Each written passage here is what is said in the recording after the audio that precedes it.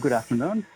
Let's look at last week's top 10 most ports, which we are looking at our common backbones. There are some little bit deviations, and in the sense, basically, I think the volumes are maybe the number of top ports, maybe its corresponding values have dropped a little bit. When I said a little bit dropped in the sense because of the long weekend we have, the extra day off, I think that kind of it's most of the folks are not working, and the volumes are definitely much lower compared to typical 5-day week. The number one port for last week, ending yesterday, was 23 TCP, which we know is a Telnet port, and 445, which is SMB. 1433, there's no change basically since last week. It stayed there at the number 4 position. And number 5 is the 3389. I think with one of the stories, Kim, you have a question about RDP. I think this is the port responsible for RDP connections. But since last week, it kind of jumped 3 positions to number 5 position this week. The 6th position, we have SSH port 22, followed by 81, which is alternate HTTP, or sometimes used by most of the botnets. I typically tend to see if any scanning an 81 TCP, which is probably by one of the Satori-based botnets. And Kim, actually, again, that Satori is one of the offshoots for Mirai-based source code. I think that's one of the big examples which came out of Mirai source code leak. And followed by 443, 123 is for NTP, Network Time Protocol, UDP. This has been a while since 123 UDP came up in the top ports. And with the port 80 TCP, which kind of wraps up our top 10 most probed ports for this week.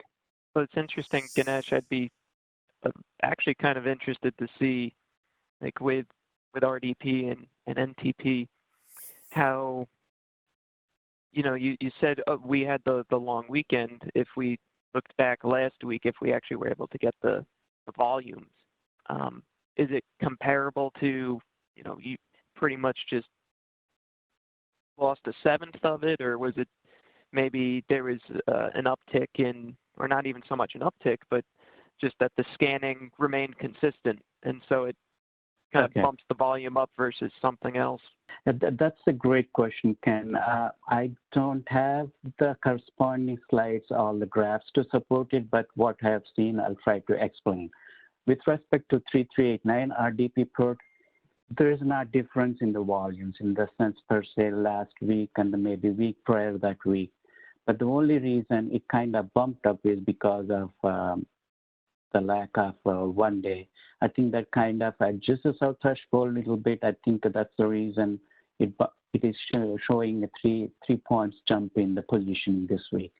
And 123 UDP, which is typically very low volume port, while we were looking at our common backbone, it's typically used for synchronization of time zones. Right. But the only, even here in the also very slight variation in that the changes basically jumped up this positioning to 9th position. Other than that, I did not see anything related to security events or not, but there is definitely jump from the previous weeks. And then moving on to the more source probing. The sources typically, the sources probing is basically most oftentimes can be related to some sort of botnet activity, maybe some sort of vulnerability. These devices are looking for some vulnerability to basically put it into their arsenal to look for these vulnerable devices.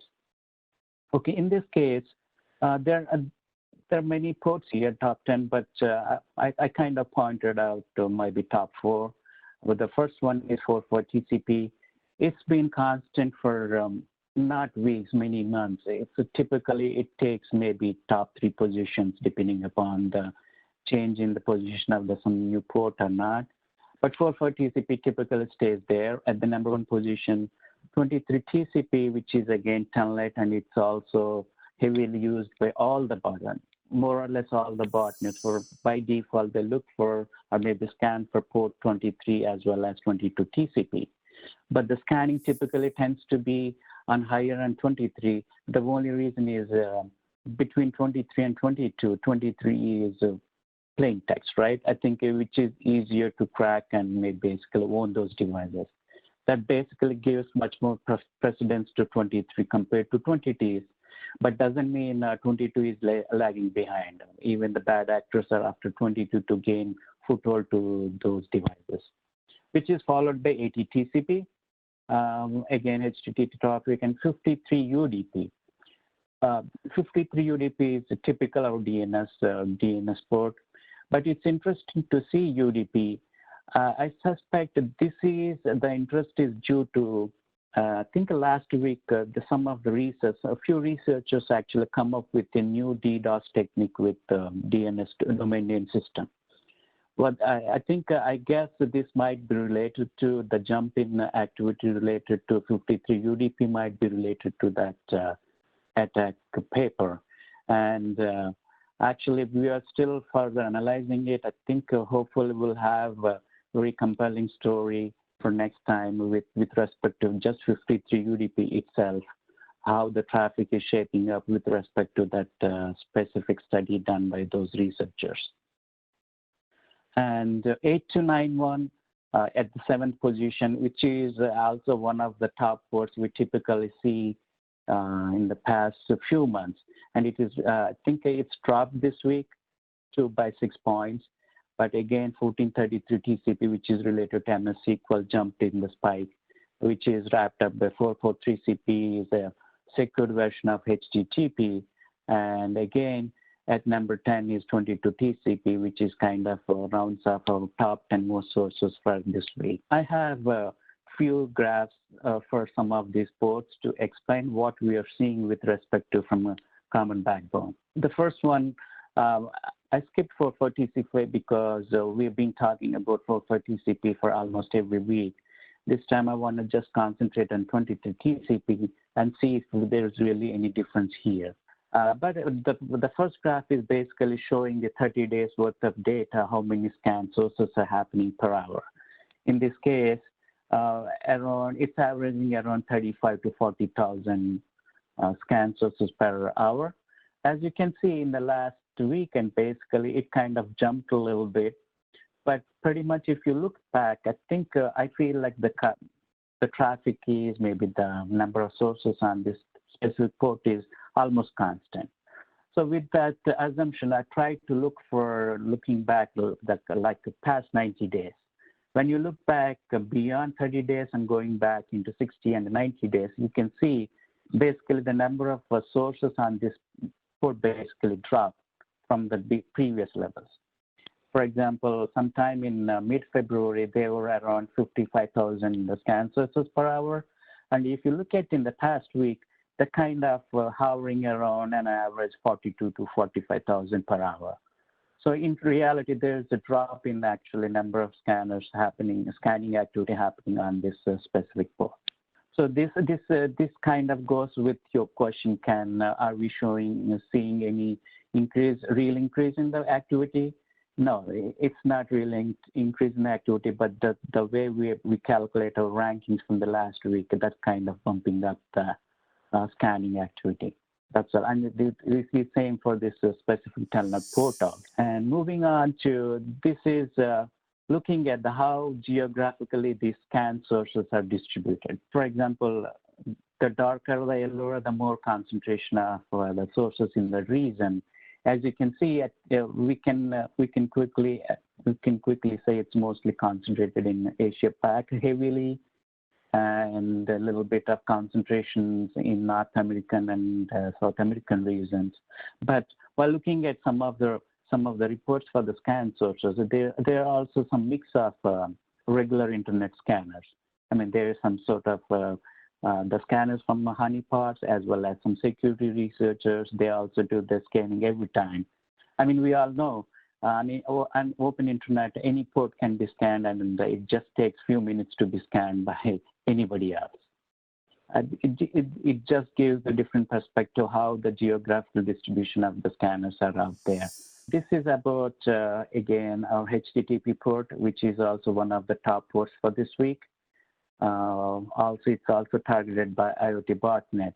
Again, I started looking at the past 30 days of scanning activity, and it pretty much basically almost stayed constant. In fact, actually, it's a little bit lower compared to the previous few weeks.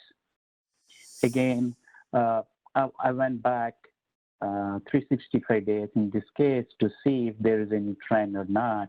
And pretty much, I think it seems to be in line with what we are seeing in the past 1 year, but at a much lower level compared to last 365 days. And again, next port I have is about 1433 TCP.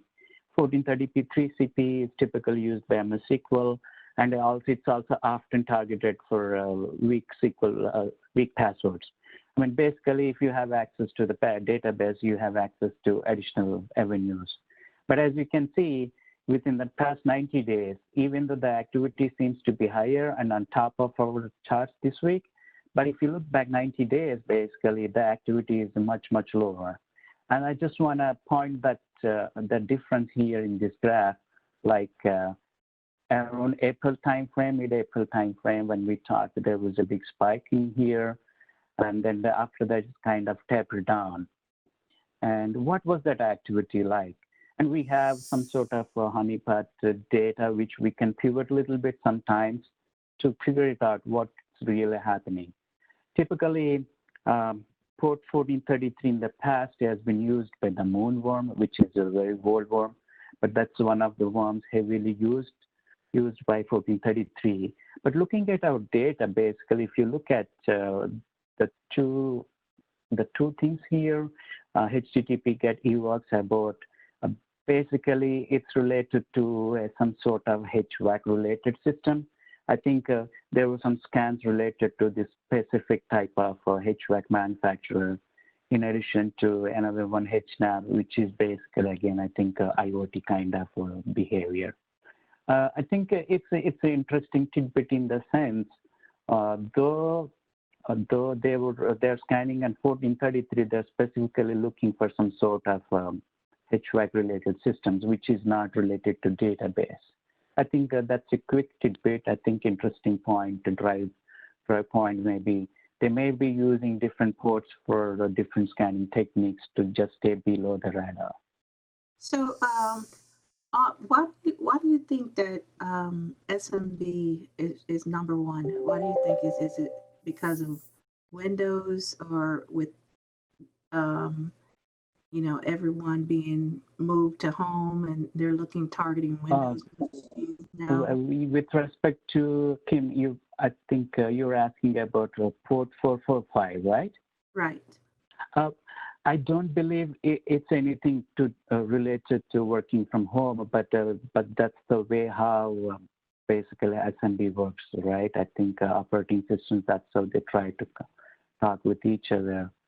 And that happens to be like similar to 3389 in this case, because I'm bringing up 3389. We discussed a little bit about 3389. For connectivity and different things, actually, this port needs to be open. And there are higher chances if somebody wants to leverage some sort of a foothold into any of the networks, there are higher chances this port might be open. And even though the scanning activities top up on the high, doesn't mean all those scanners are basically successful in getting infiltrated into some sort of network. But there's an opportunity to look for any vulnerable devices based on what kind of scanning they're sending it.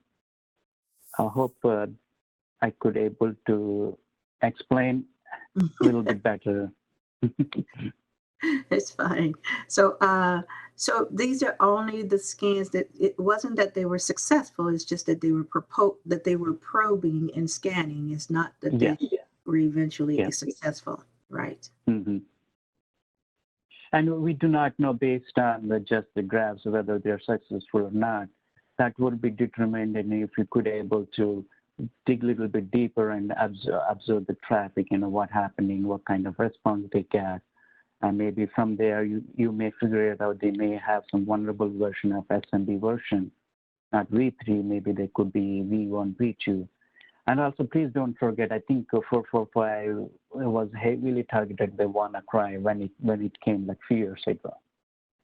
And unfortunately, there are still systems out there, like you said, like the port 3389 is open. There's so many systems out there with vulnerable versions of SMB. And Right. that's what these guys are after. It's interesting when you take the top 10 and scale it out on the pie chart, just how much of a disparity there is from, say, the number 10 port, so port 22 TCP, and that top rank of 445 TCP. So it really kind of lends to just how much you see of some of these top ports in the probing versus, as you get down maybe 7 through 10, they look a little similar in size. Maybe 12 to 15 have that similar ranking. So it's in terms of scale. So it's just interesting to see, kind of the disparity between some of these top ports and some of the lower in the top 10 ports. Yeah, that's a really good observation, Ken. I think that's the whole point, to put it in some sort of graphical to drive the point. I think even though other is a bigger chunk, but when you're looking beyond 10 ports, whichever comes beyond top 10, they kind of groups together into the other bin. It's not necessarily other is big, but it's just a culmination of so many other ports other than the top 10. The one that kind of stood out to me in this list was the drop on 8291 TCP from, although it was number 1 last week, and now it's down in number 7. So it's interesting to see, how much that's gone down. Well, not necessarily gone down, but relative to the other ports. Yeah, the change in position is always key too. I think that's what actually change column will tell you about. I think if I remember correctly, maybe last week, maybe prior to last week, with respect to 8291 TCP, 8291 came from nowhere. I think it jumped about 100 plus positions to come up to the top for 1 or 2.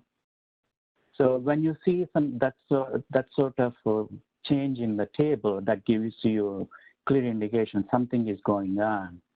And that clearly most often times it's something related to some unknown vulnerability, maybe some new botnet, maybe new or old botnet trying to come up with new techniques to find out the devices which are open for this port.